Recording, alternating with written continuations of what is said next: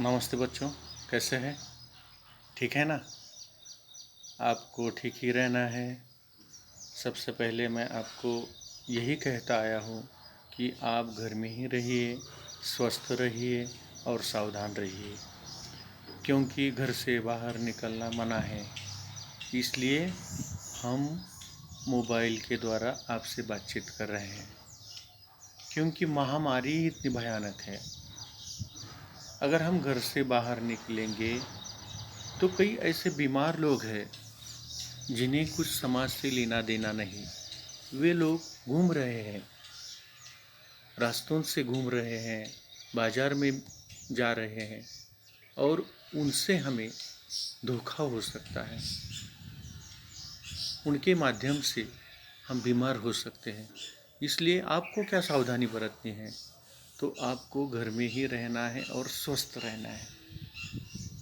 और इस साथ ही साथ आपको जो मैंने कहा कि जड़ी बूटियों के बारे में आपको जानकारी लेनी है, ताकि आपको स्वस्थ रहने के लिए घर में भी आपके पास जो औषधि वनस्पतियाँ हैं, उस औषधि वनस्पतियों का आपको उपयोग हो सकता है। हमारा भोजन जब तैयार होता है, तब कभी आप भोजन जहाँ पर तैयार होता है वहाँ जाते हैं? कौन कौन जाते हैं बताइए? आप जाते हैं? ठीक है। आपकी माँ जब भोजन बनाती है तो उसके पास कई ऐसी औषधीय वनस्पति हैं।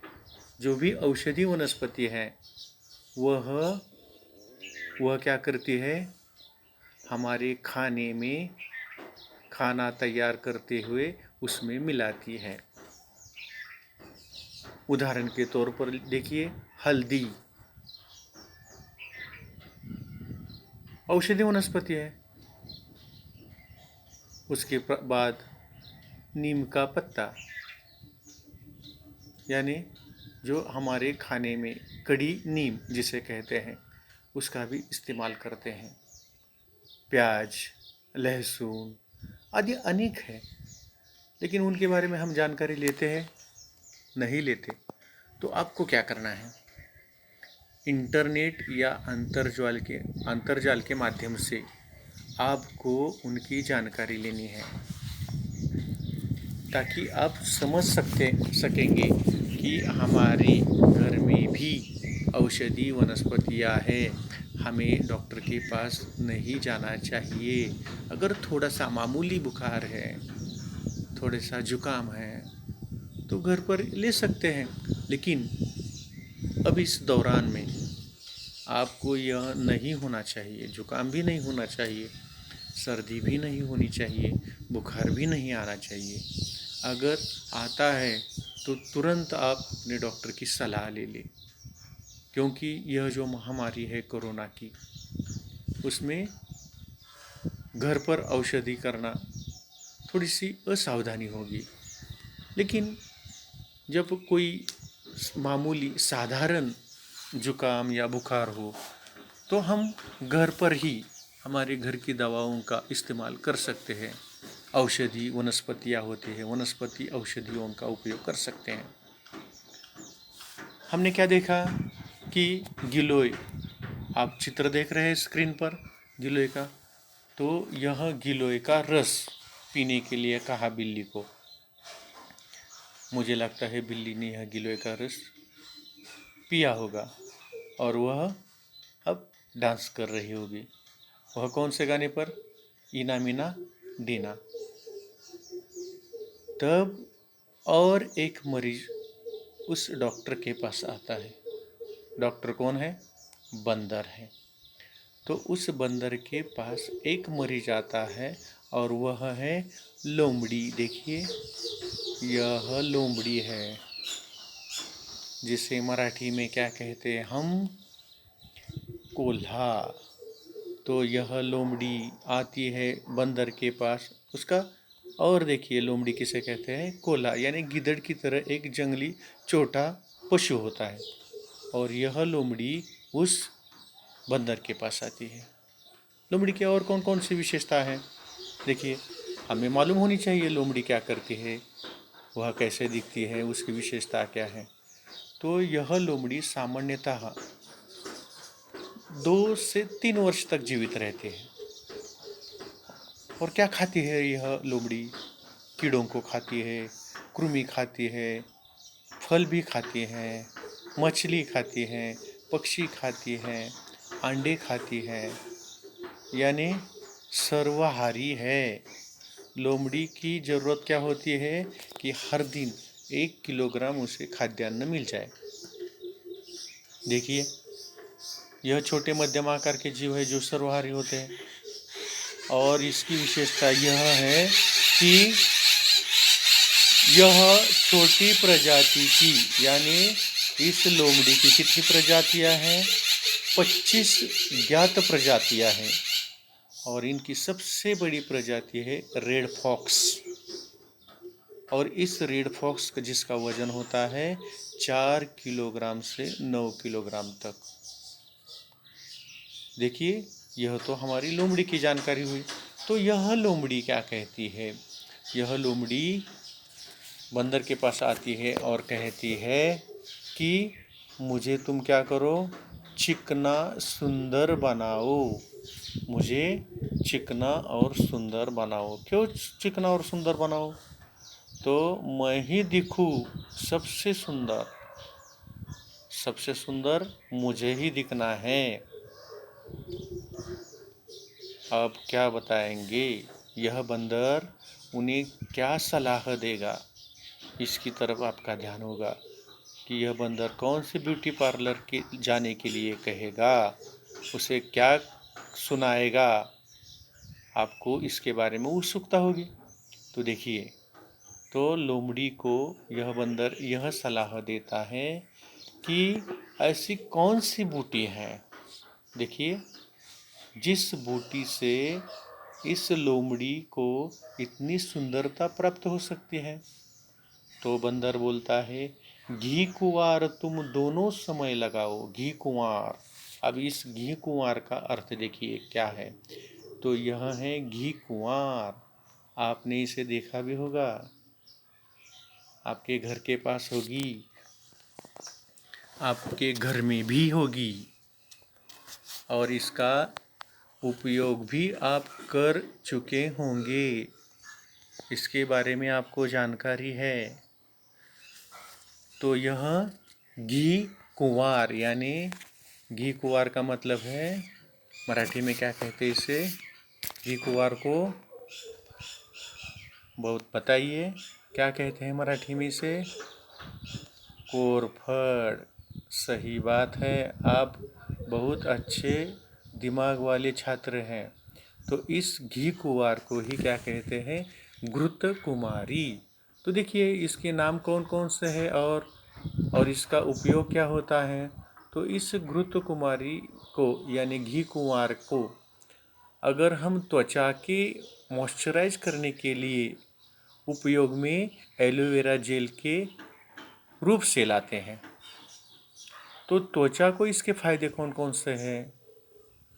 हमारी त्वचा को इस एलोवेरा के सहारे बहुत लाभ मिल सकता है। त्वचा को मॉइस्चराइज करने में भी एलोवेरा जेल फायदेमंद हो सकता है।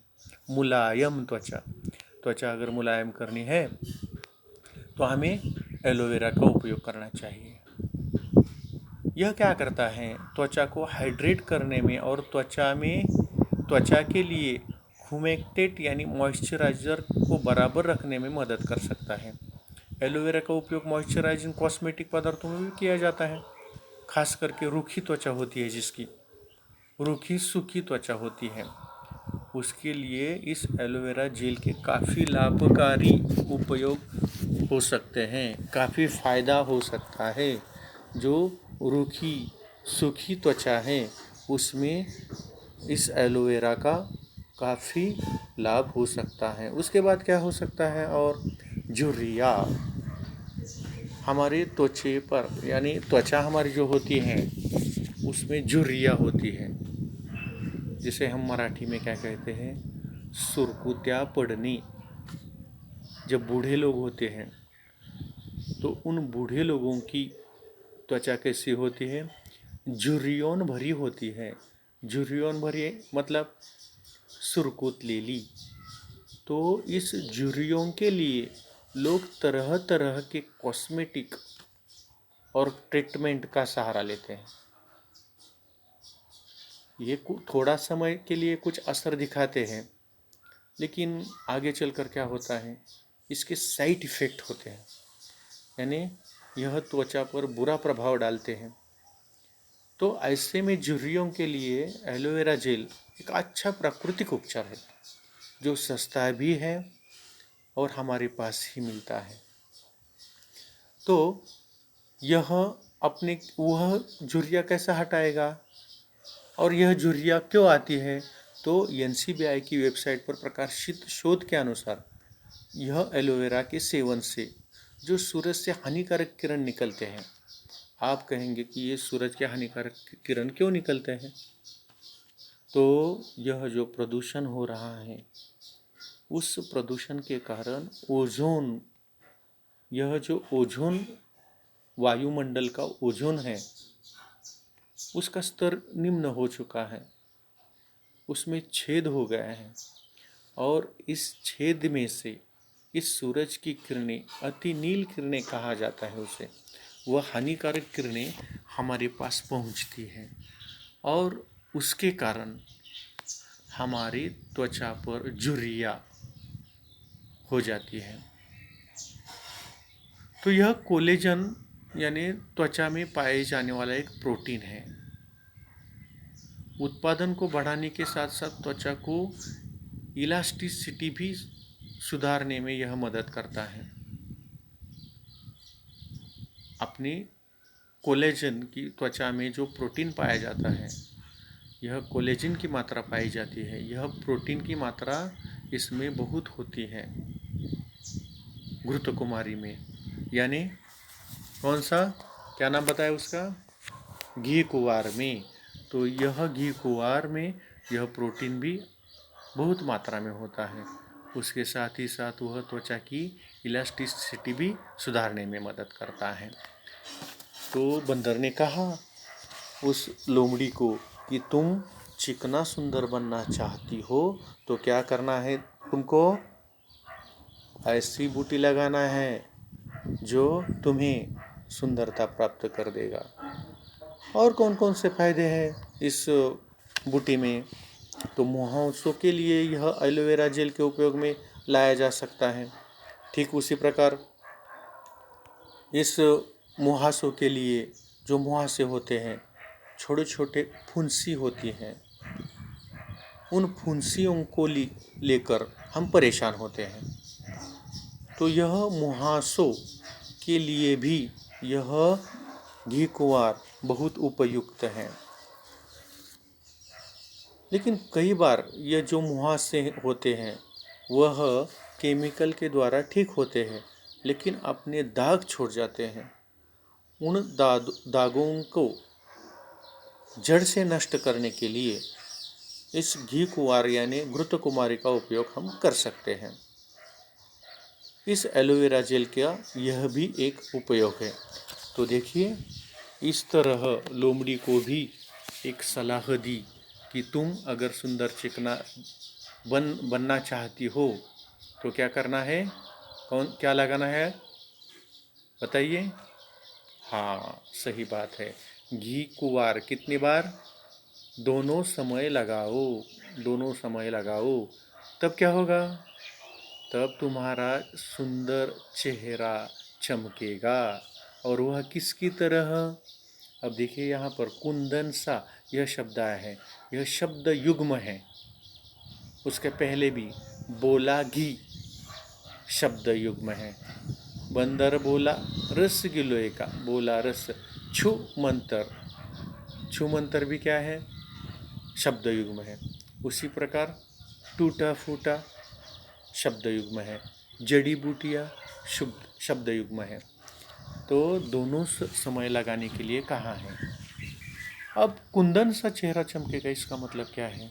कुंदन क्या किसे कहते हैं? तो कुंदन का मतलब है अत्यंत परिशुद्ध सोना। परिशुद्ध सोना यानी हम मराठी में कहेंगे उसे 24 कैरेट सोने, अगदी चोख सोने। कुंदन का शब्द है अत्यंत परिशुद्ध सोना। इसमें अत्यंत परिष्कृत पिघला हुआ सोना उपयोग में लाया जाता है। कुंदन को बीकानेरी आभूषण या जयपुरी आभूषण भी कहते हैं और इसके पिछले भाग में विविध रंगों और डिज़ाइन को इनेमल किया जाता है, जबकि सामने के भाग पर कुंदन लगे होते हैं। तो कुंदन का अर्थ क्या है? सोना। शुद्ध सोने की पहचान कैसे होती है देखिए। शुद्ध जो सोना होता है, यह शुद्ध सोना, शुद्ध सोने में लचीलापन अधिक होता है, जिसके कारण उससे बने गहने मुड़ सकते हैं और इससे गहनों का आकार खराब हो जाता है और वह दोबारा पहनने लायक नहीं रहते हैं। भारत में ज़्यादातर लोग सोने आभूषण पहनते हैं। इसमें से ईयर रिंग होती है, अंगूठी होती है, गले की चेन होती है और लोग भी इन गहनों को लगातार पहनते हैं। वही अगर ये गहने 24 कैरेट सोने के बने हो तो ये बहुत लाभदायक होते हैं। तो देखिए, शुद्ध सोना हमारे लिए बहुत उपयोगी है। तो तुम्हारा चेहरा सोने की तरह चमकेगा, ऐसा कहा। जब तुम्हारा चेहरा सोने की तरह चमकेगा तभी तुम मुझे क्या करना? फीस देना। चल निकला बंदर का धंधा। और इस तरह बंदर का धंधा ठीक तरह से चल रहा था। अब वह मौज मनाता था, अब वह मज़े में था। अच्छी अच्छी जड़ी बूटियाँ, जड़ी बूटियाँ कैसे कहते हैं? जो भी औषधि दवा है उसे हम जड़ी बूटियाँ कहते हैं। देखिए जड़ी बूटियाँ कैसी होती है। यह जड़ी बूटियाँ होती है, जंगल की होती है और इसे आयुर्वेद में माना जाता है। आयुर्वेद में ऐसी ही जड़ी बूटियाँ होती हैं और इस जड़ी बूटियों का उपयोग करके ही हमारा स्वास्थ्य ठीक रख सकते हैं। तो यह बंदर कहाँ से लाता है यह जड़ी बूटियाँ? तो यह जड़ी बूटियाँ वह जंगल से लाता है। क्या आप कभी जंगल में गए हैं? तो यह देखिए, यह जंगल से लाता है जड़ी बूटियाँ। और इस तरह यहाँ पर यह कविता खत्म हो गई। देखिए छात्रों, इस कविता में आपको यह रिक्त स्थानों की पूर्ति करनी है। हाथ लगा टिम्ब टिम्ब यानी रिक्त स्थान के एक दिन टूटा फूटा आला। देखिए मेरे पीछे आपको आवाज़ भी सुनाई देती होगी। ये जो पक्षी यहाँ पर चिड़िया क्लांत कर रही है, कलरव कर रही है, उनकी मधुर ध्वनि में अगर हम अच्छी तरह अध्ययन करेंगे तो हमारे ज्ञान की बढ़ोतरी हो सकती है। तो ठीक उसी प्रकार आप भी एकांत में इन सारे प्रश्नों के जवाब लिखिए ताकि उस कविता का पठन भी कीजिए। और दूसरा जो प्रश्न है, कथन के सामने सही और गलत का चिन्ह लगाओ। यहाँ पर आपको चिन्ह लगाना है सही और गलत का। उसके बाद देखिए निम्नलिखित प्रश्नों के उत्तर एक एक वाक्य में लिखना है। यहाँ पर 4 प्रश्न दिए हैं और इन 4 प्रश्नों के उत्तर आपको एक एक वाक्य में लिखना है। उसी प्रकार वर्ण क्रमानुसार लिखना है आपको। यहाँ पर कोष्टक में कुछ शब्द दिए हैं और इन शब्दों को वर्ण क्रम के अनुसार आपको लिखना है। देखिए, और यह शब्द कौन कौन से हैं?